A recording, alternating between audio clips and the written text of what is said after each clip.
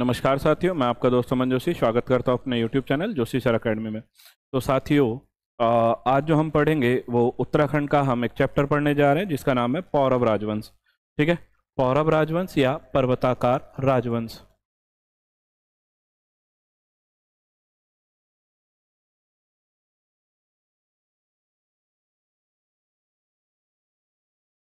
ठीक है, हमारे चैप्टर का नाम क्या है? सेकंड नंबर पे चैप्टर है पौरव राजवंश या पर्वताकार राजवंश। साथियों, अभी तक जितने भी हमारे चैप्टर हुए, इससे पहले हमने पढ़ा उत्तराखंड में कोल किरात खस, तो ये भी जो एविडेंस के तौर पे हैं कि किसी की पुस्तकों से हमने वर्णन मिल गया, तो इस आधार पे हमने अभी तक पढ़ा है।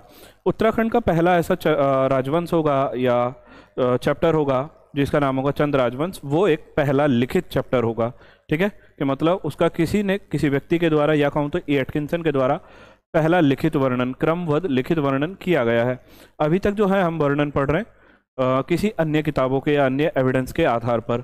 एक चैप्टर है जिसका नाम है पौरव वंश या पर्वताकार राजवंश।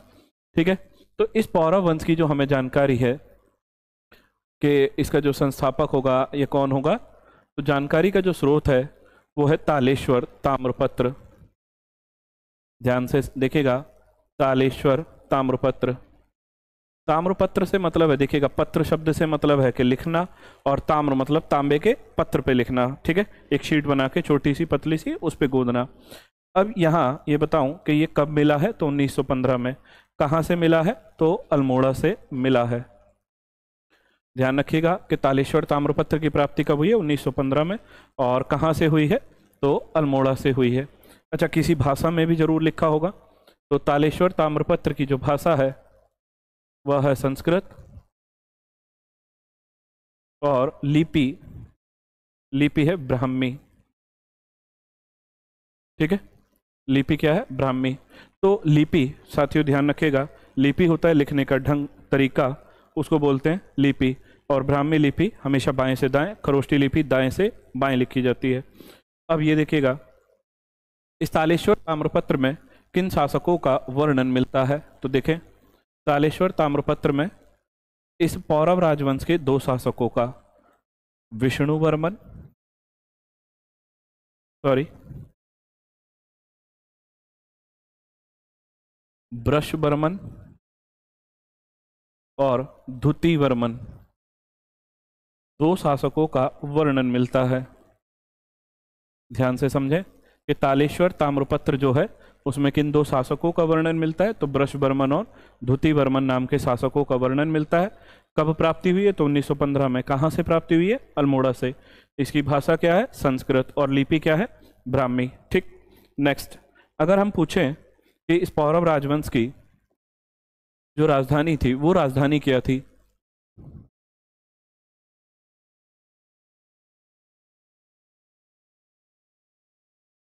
तो इस पौरव राजवंश की जो राजधानी थी वो थी ब्रह्मपुर। ठीक है, पौरव राजवंश की राजधानी क्या थी, ब्रह्मपुर राजधानी थी। इसका जो क्षेत्रफल है वो 667, ध्यान रखा जाए, 667 मील बताया गया है। अब इस 667 मील का देने का एविडेंस कौन व्यक्ति है, कौन इसका बता रहा है क्षेत्रफल कि 667 मील है, तो ध्यान रखिएगा, 629 में भारत में एक चीनी यात्री आया था, हर्षवर्धन के समय में, ह्वेनसांग। ठीक है, ह्वेनसांग क्या है, अपनी पुस्तक सी यूकी में इस ब्रह्मपुर का क्षेत्रफल जो है वो 667 मील बताता है। ह्वेनसांग ने कौन पुस्तक लिखी थी, तो सी यूकी नाम की पुस्तक लिखी है ह्वेनसांग ने। अगला थोड़ा सा कुछ क्वेश्चन भी ध्यान रखेंगे, ह्वेनसांग भारत कब आया है,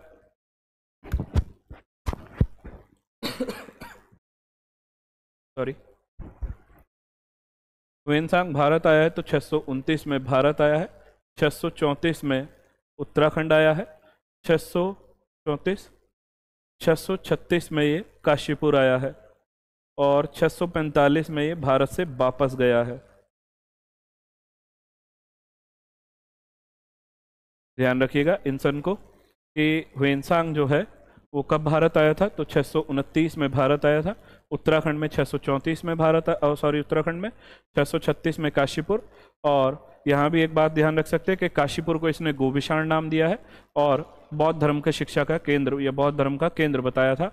645 में ये भारत से वापसी गया है ह्वेनसांग। किसके समय में आया था? तो हर्षवर्धन के समय में ये भारत आया था, ध्यान रखें। अभी तक हम जो पढ़ रहे थे तो वो पौरव राजवंश पढ़ रहे थे और तालेश्वर ताम्रपत्र के माध्यम से उसकी जानकारी पढ़ रहे थे। ठीक है, हमने राजधानी भी पढ़ ली कि पौरव राजवंश की राजधानी क्या है, ब्रह्मपुर। अब अगला जो पढ़ना होगा हमारे पास, वो पढ़ने का जो विषय है वो ये है कि इस अभिलेख के अनुसार जो है या इस ताम्रपत्र के अनुसार राजा कौन कौन है इसमें।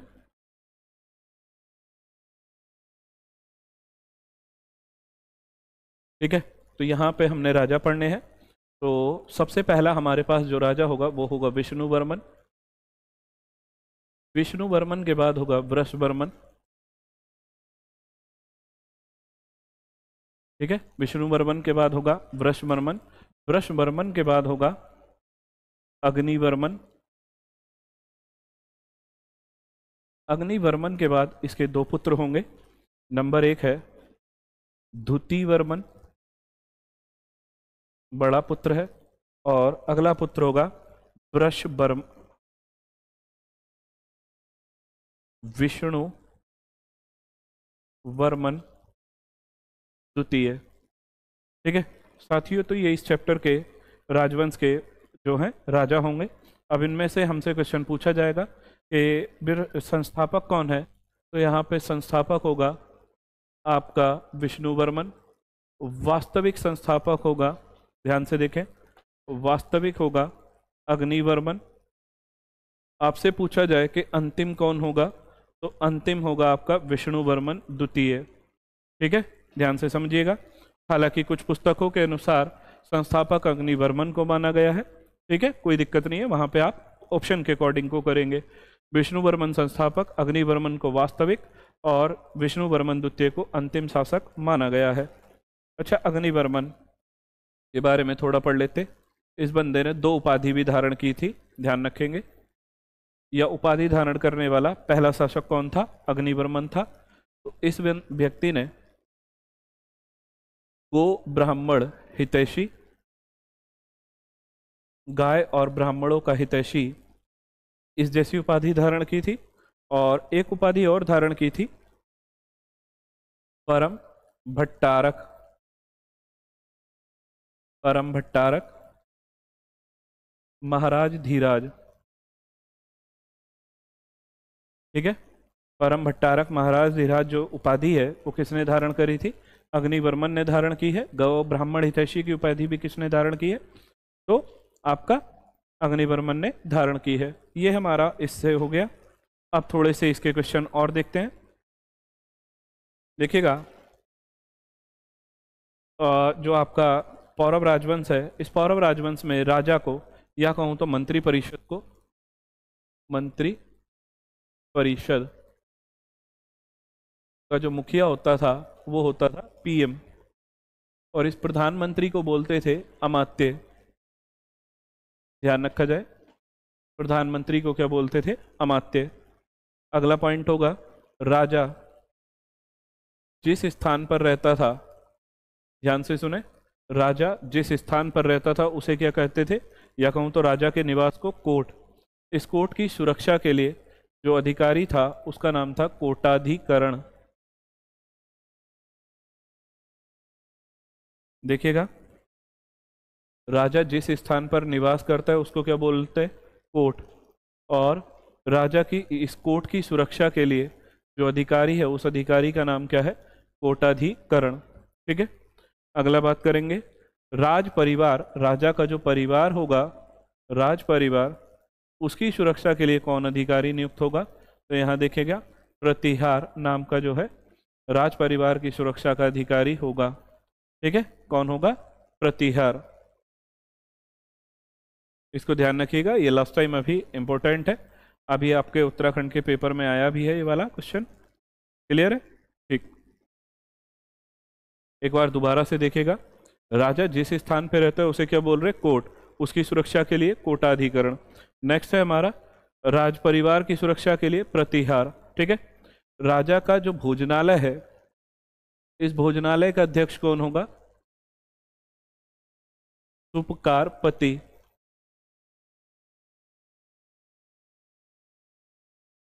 भोजनालय का अध्यक्ष कौन होगा? सुपकारपति। ठीक है, ध्यान रखेंगे। अगला,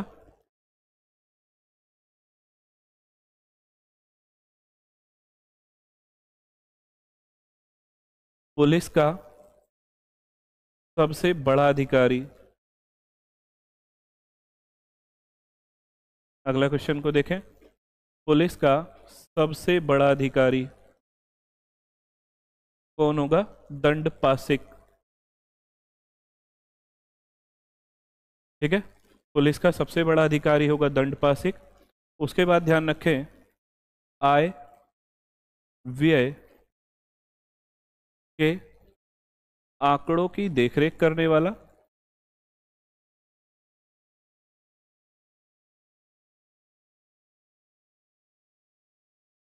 आय व्यय के आंकड़ों की जो देखरेख करने वाला अधिकारी होगा वो होगा कायस्थ या दिविरपति।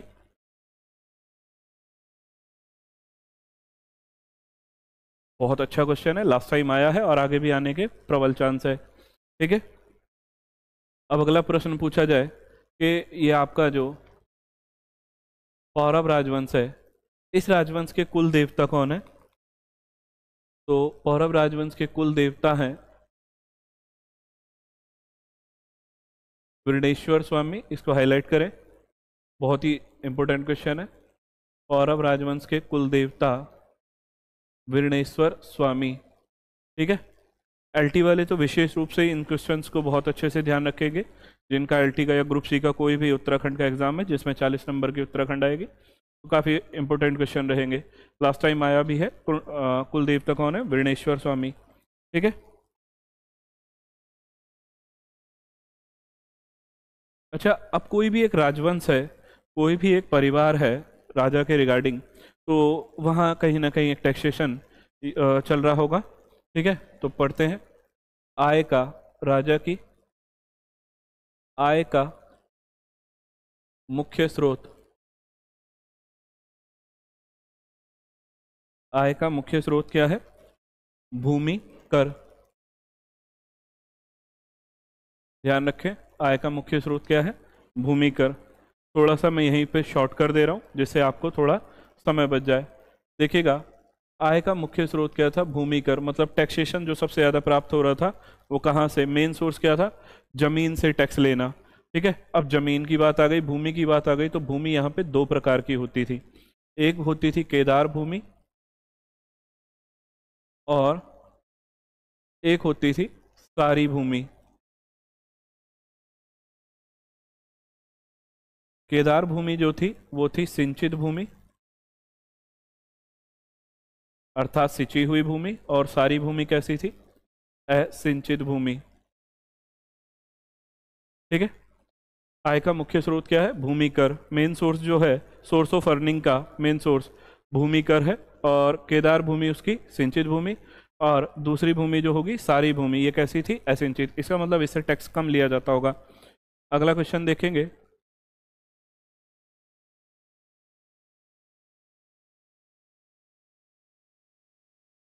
कर। ठीक है, तो कर को बोलते थे पौरव राजवंश में हम भाग। टैक्स को क्या बोलते थे? कर को भाग। और इसको लेने वाला जो अधिकारी होता था, भागिक। कर को लेने वाला अधिकारी कौन था? भागिक। ध्यान रखेंगे। अच्छा, कर की दर कितनी थी? रेट, दर। ठीक है, मतलब कितना कर लिया जाता था? तो 1/6, उपज का 1/6 जो है वो लिया जाता था, अर्थात 6 हिस्सों में से एक हिस्सा एज ए टैक्स लिया जाया करता था। ठीक है, कर को क्या बोल रहे? भाग। लेने वाला अधिकारी कौन है? भागिक होता था। इसके बाद क्या इनके पास सेना भी थी? तो हाँ, इन लोगों के पास अपनी सेना भी थी। ठीक है, सेना। और कितने प्रकार की सेना थी? तो 3 प्रकार की सेना थी। ठीक, कौन कौन सी होते थे? नंबर 1 गज सेना, नंबर 2 अश्व, और उसके बाद तीसरी सेना थी पैदल। ठीक है, कितनी सेनाएं थी? 3। अब इन तीनों सेनाओं का अध्यक्ष होता होगा, तो गज का होता था गजपति, जो इसका मुखिया था गजपति था। अश्व का था अश्वपति, और पैदल का था जयनपति। इसको हाईलाइट रखेंगे, ये इंपॉर्टेंट है। पैदल का जयनपति। और तीनों सेनाओं का एक अध्यक्ष होता था जिसका नाम था बलाध्यक्ष। ठीक है, तीनों सेनाओं के अध्यक्ष का नाम क्या था? बलाध्यक्ष। वेरी इंपॉर्टेंट क्वेश्चन है, आगे आने को प्रबल देखने को मिल सकता है। देखिएगा, 3 प्रकार की सेनाएं हैं जिसमें पैदल का सेनापति का नाम क्या है? जयनपति है। और जो तीनों सेनाओं का है, ठीक है, वो कौन होगा? बलाध्यक्ष। एक बार चैप्टर को देख लेते हैं, हमने पढ़ा क्या। देखिएगा, हमने अभी तक जो पूरा चैप्टर पढ़ा है एज ए रिवीजन के तौर पे बता दे रहा हूँ। पौरव राजवंश, इसकी जानकारी है। पर्वताकार राजवंश की जानकारी हमें तालेश्वर ताम्रपत्र से मिली। कहाँ है ये? 1915 में अल्मोड़ा से मिला है हमें। अच्छा, इसकी भाषा क्या है इस ताम्रपत्र की? तो भाषा है संस्कृत और लिपि क्या है? ब्राह्मी। इस पे कितने राजाओं का वर्णन मिला है? तो बृषवर्मन और धुतिवर्मन, इस वंश के 2 राजाओं का वर्णन हमें मिला है। इस वंश की राजधानी, पौरव राजवंश की जो राजधानी है वो क्या है? ब्रह्मपुर है, जिसका क्षेत्रफल कितना है? 667 मील। अब इस 667 मील बताने का कारण क्या है? किसने बताया हमें? तो ह्वेनसांग नाम का जो व्यक्ति था, चीनी यात्री था, उसने बताया। ये ह्वेनसांग किसके समय में आया था? तो हर्षवर्धन के समय में भारत आया था। 629 में भारत, 634 में ये उत्तराखंड आया, 636 में काशीपुर और 645 में ये आपका वापसी चला गया था। ह्वेनसांग ने कौन सी पुस्तक लिखी है? तो इस पुस्तक का नाम है चियुकी। इस ताम्रपत्र के अनुसार हमें क्या क्या जानकारी मिल रही है? तो कि राजा कौन है? तो संस्थापक है विष्णु वर्मन, उसके बाद अगला राजा बृषवर्मन, फिर अग्निवर्मन। अग्निवर्मन को वास्तविक कहने का कारण ये है, या कहूँ तो जो आपको कह सकते हैं कि स्वतंत्र राजा कौन था, तो वो था अग्निवर्मन, क्योंकि इसने 2 उपाधियां धारण की थी, गो ब्राह्मण ऋषि और परम भट्टारक महाराज धीराज। अगर पूछा जाए कि अंतिम कौन है, तो विष्णु वर्मन द्वितीय जो है वो अंतिम है। मंत्रिपरिषद का जो मुखिया होता था उसको बोलते थे प्रधानमंत्री, और प्रधानमंत्री का बोला जाता था अमात्य। राजा जिस स्थान पे रहता था, राजा के निवास स्थान को बोलते थे कोट। सुरक्षा के लिए अधिकारी था कोटाधिकरण। राज परिवार की सुरक्षा के लिए प्रतिहार नाम का अधिकारी था। क्लियर है? पुलिस का सबसे बड़ा अधिकारी था दंडपाशिक। आय व्यय के आंकड़ों की देखरेख करने वाला अधिकारी था कायस्थ या दिविरपति। भोजनालय की देखरेख करने वाला या भोजनालय का जो अधिकारी था वो था सुपकारपति। कुल देवता हैं पौरव राजवंश के वृणेश्वर स्वामी। आय का मुख्य स्रोत था भूमि कर। भूमि 2 प्रकार की, केदार और सारी। कर था भाग, कर को क्या बोलते थे? भाग। और लेने वाला अधिकारी भागे। और उसकी टैक्स रेट क्या थी? 1/6। तो साथियों, ये थी आज दूसरी वीडियो आपका पौरव राजवंश। इसके बाद अगली वीडियो आएगी। अगर वीडियो पसंद आ रही हो तो वीडियो को लाइक कर सकते हैं, कमेंट कर सकते हैं और इस चैनल को सब्सक्राइब कर सकते हैं। साथियों, जिनका एलटी का एग्ज़ाम है वो इस वीडियो को अपने साथियों को शेयर कर सकते हैं, क्योंकि लगभग जितना भी एलटी की तैयारी करने वाले बच्चे हैं या विद्यार्थी हैं, उनके 70% वो कहीं ना कहीं पढ़ा रहे होंगे या कहीं ना कहीं अपने व्यस्त होंगे। तो वो जो है इस वीडियो के माध्यम से अपनी तैयारी को पुख्ता कर सकते हैं। धन्यवाद।